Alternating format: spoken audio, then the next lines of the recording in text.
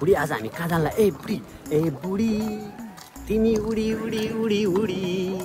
म भने बुढी बुढी बुढी ए बुढी ओ बुढी कहाँ जानला कपाल लास्ट लामो भएछ यार यो भिडियो हेरेर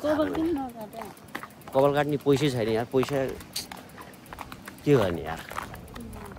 गाह्रो छ यार यो टिकटक भिडियो चाहिँ मेरो अलिकति धेरै भिडियो चल्यो भने होइन अनि टिकटकको भिडियोबाट चाहिँ कपाल काट्ने पैसा आयो भने चाहिँ जापानमा टिकटकबाट पैसा आउँछ अरे नि त त्यही भएर भिडियो रेकर्ड गरेर चाहिँ यो चाहिँ भिडियो चाहिँ मेरो कपाल काट्ने पैसा आउँछ भनेर मैले चाहिँ अब भिडियो अपलोड गर्छु टिकटकमा होइन अनि ट्याक्रा पैसा आउँछ नि कपाल काटेर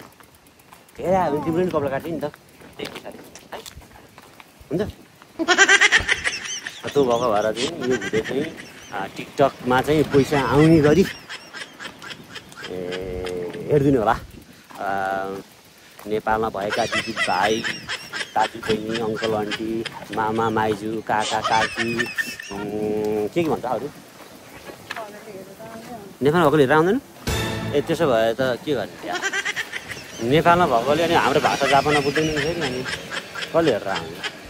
ल खाएर केही छैन ल यो अब यस्तो रहेछ जिन्दगी अब कपाल काट्न नि नपाइने भइयो पैसा नि आउँदैन भन्छ नि बुढीले त्यही पनि यसो हेर्छु म नआइहाल्छ कि है त भिडियो अपलोड गर्छु मैले पैसा चाहिएको छ यसो अलिकति कपाल काट्नलाई गाडी आएर मतलब भन्नु नि कपाल काट्नु परेन मैले कपाल काट्ने पैसा आएन गाडी आएर गाडी त जापानको रोडमा आइरहन्छ नि त्यहाँ मलाई गाडी साडी आइरहेको हुन्छ केही फरक पर्दैन ल त्यसले बत्ती नि भालो पारि हिँड्नुपर्छ क्या ल पारि हिँड्छ कि बुढीले अलिक कडा छ कि मेरो भिडियो ल राखेँ